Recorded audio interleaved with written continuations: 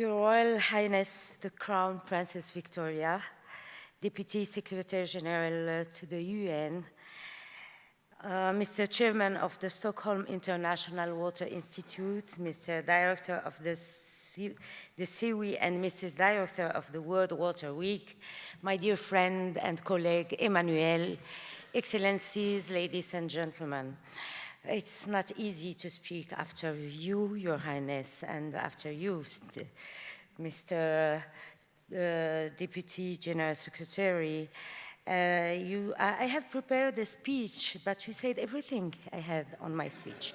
So I feel myself obliged to make a spontaneous speech.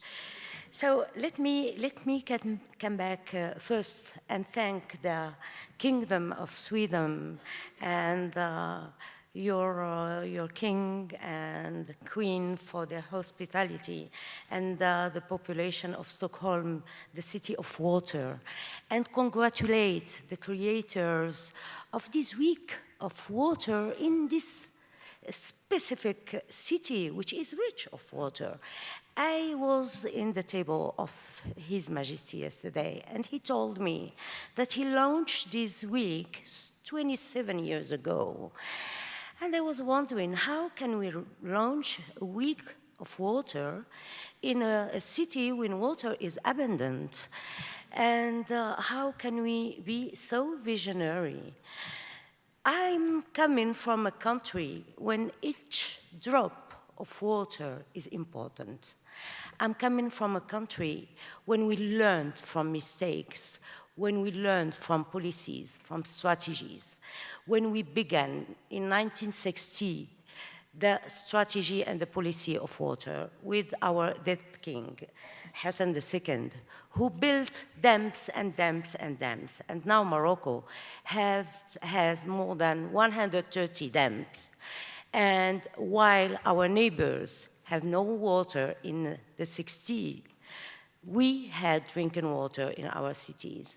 But we learned during the time and all those decennies that we don't need to have only water and to store water. We need more than that. And I will come back to your speech, Mr. Deputy General. Let me speak as a champion for the UN for COP22 now, and speak about what we have achieved during 2015. 2015 was a historical year. Historical because of many, many steps, many things happened during this year. First, we went to New York and adopted the SDGs.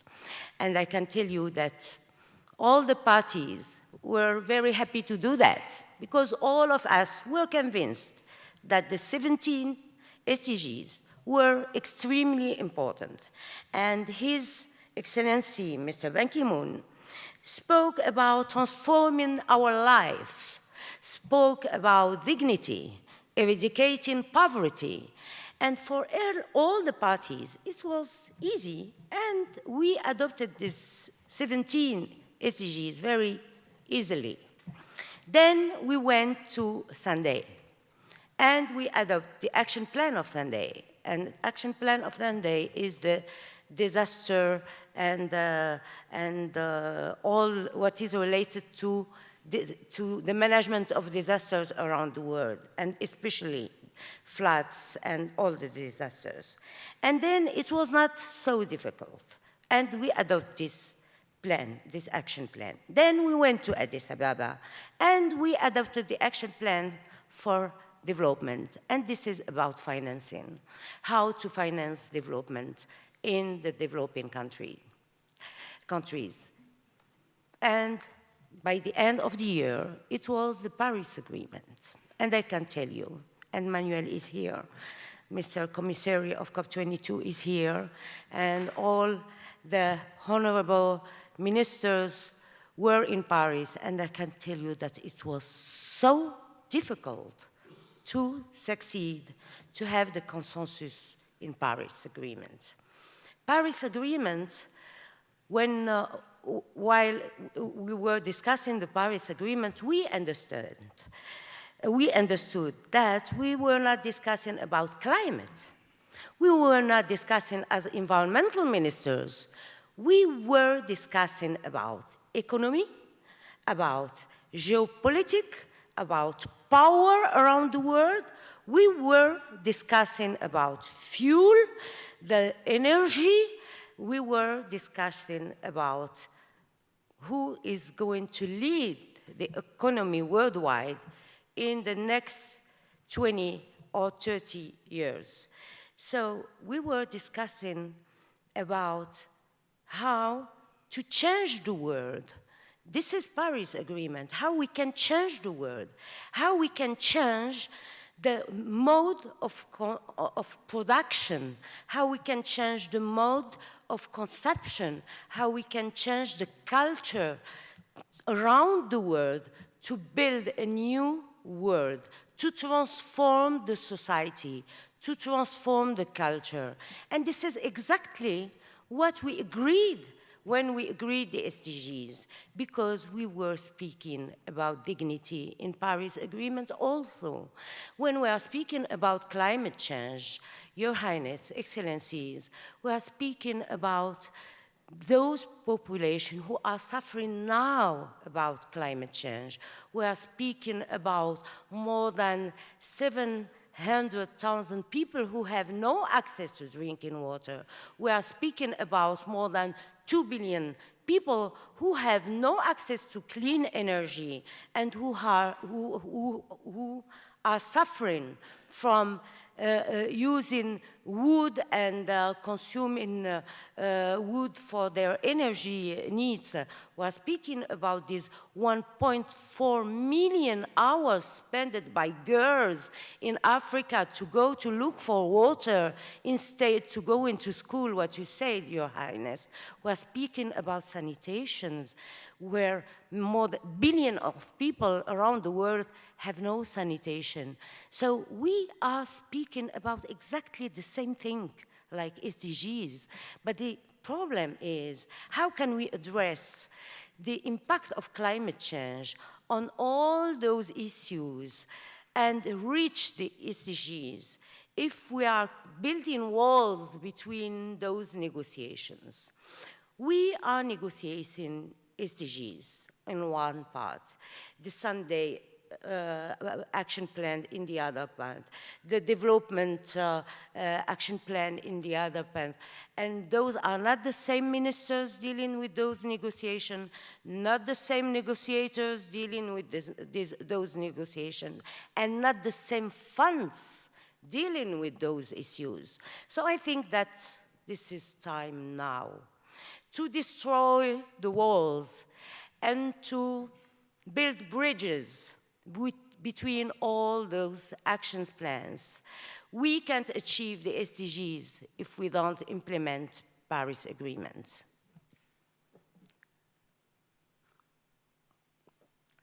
We can't reach dignity if we don't implement Paris Agreement. Paris Agreement was an amazing multilateral treaty. It is very difficult to have a consensus within a family of 4 persons. And you can imagine how it was difficult to have a consensus within 195 parties plus the EU. So this is an amazing treaty. It is a historical one. It is supposed to be ambitious. It is supposed to be equitable. It is supposed also to serve the future and the future generation. But now, while we are speaking about Paris Agreement and COP21, we have in our memory that we have achieved something. But Paris was a beginning, because we created a great and extraordinary expectation among the world, among the developing world, among those people who are already suffering from climate change. We created expectations, and all of those people are coming to Morocco, are coming to Marrakesh. We have created the trust and rehabilitated the trust in Paris. We have cultivated solidarity in Paris, and it was extraordinary. But what we need in Marrakesh is not to speak about how to decrease the temperature around the world. What we need in Marrakesh is to come and to tell to all those people that we have solutions for you, that we have solutions for those girls who are looking for water instead of going to school, and this is human right. That we have solutions for all those people who are dying and those children who are dying from disease in Africa and around the world. That we have solutions for sanitation and for the financement of sanitation. That we have solutions for the people for energy, because the Africans have no access to energy. 700 million people have no access to healthy energy. More than 1 billion people have no access to a decent housing. So we need to come to Marrakesh and to bring solutions and initiative. And like Your Highness, you said, we need to come to Marrakesh with hope. This is the cup of hope. This is the cup of actions. This is the cup when the North and the South will not compete anymore, will not dispute anymore, but will cooperate and will develop cooperation, North and South cooperation, will also develop South and South cooperation. Because when you are speaking about water, you are speaking about a vehicle which is cross-cutting all the sectors: industry, tourism, agriculture, food security, migration. Many people are migrating from the south of Africa because the lack of water. Many people are migrating through the Mediterranean Sea and dying in the Mediterranean Sea because they have no water, no food, and because they have disease, because the conflict in Africa on 35 out of 37 conflicts in Africa are linked to water and food security. So instability is created because of this lack of water and food security. Conflicts are created. Peace, as you say, Mr.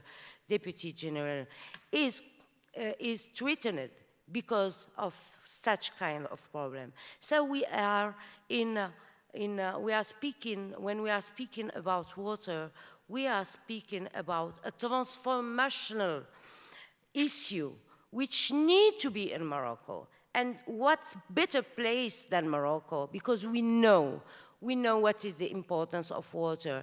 And we have for decennies and decennies fight against any policy and learned from our mistake and implemented. Now I can say very proudly that we have one of the most successful policy around the MENA region and Africa in water. And we can understand what kind of solution we need in Africa, what kind of solution we need toward the world where water is lacking. But for that, we need the help of the North, because when you are consuming 400 cubic meters per day, while in the south of the Sahelian zone, we have less than 1 or 10 liters per capita, we can understand that water, environment, climate have no borders, no nationalities, no religions. And today, we are already suffering in the south from climate and tackling climate change. But as you say, Your Highness, the climate is migrating also, and the temperature is increasing. And the IPCC, in its last report, said that in the north, you will have more disasters and more floods. And in the south, we will have more drought and more dry climates. So the climate is changing, and we should change. And it's why in COP22, we have decided to create this day of water. For us, water is important, and it will be discussed between the environmental ministers and the ministers of water and the UN representative, but all the coalitions, private sectors, NGOs. We have adopted the chain value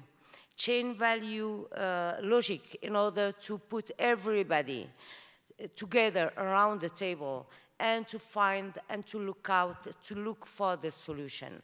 We want to discuss also concerning water with the Green Fund, because it's very easy to finance energy sector, but it's not easy at all to finance sanitation with the Green Fund, for example. Sanitation is not financed by the Green Fund.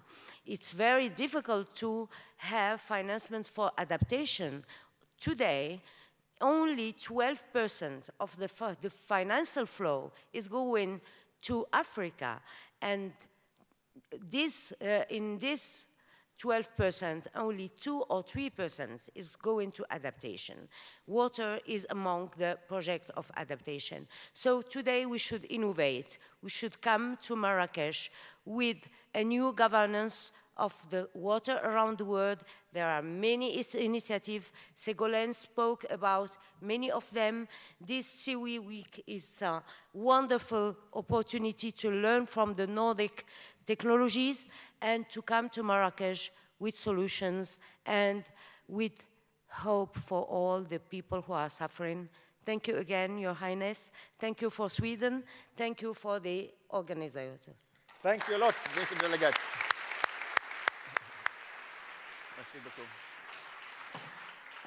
We are all, of course, looking forward to Marrakesh meeting, and I know you and your government are very front runner on water issues. Let me just pose one question. We have what started with, we will soon have Peru on the stage, as well as we had the French minister, the Lima Paris Action, which is now the global climate adaptation agenda, action agenda. How to put water into that? You have the water day. In a short. Let me tell you first that we are not speaking anymore about agenda. We are speaking about the Champion Climate Action Partnership. Good. So we want to make it global. We want to make it action, not agenda, because we are waiting for solution. And we thought that there are many issues which are very important for climate change, like energy, like transport, like building. When we were thinking about the climate, the Paris Agreement, we were thinking CO2 reduction. We have an objective to reduce the CO2 emissions and then to reach the 1.5 degrees C objective. But to reduce the CO2 emission, we need to interact with building, transportation, fossil fuel consumption, etc. But the thing we didn't think about at the beginning is what is transformational for the citizen to improve their life each day. Health, education, how do we want to transform the society? How can we change the culture? How can we change the industry? How can we change the mode of consumption? Is through education. How can we improve the life of everybody, of all the people who are suffering? Two things: health, which is transformational, and water. Because in our culture and in our religion, God says that He made every alive thing from water. So water for us is integrated in this week, and all the week is Action Week. We don't have this year Action Day. We have a week of action, and we are waiting for a week of hope. Fabulous. Merci beaucoup.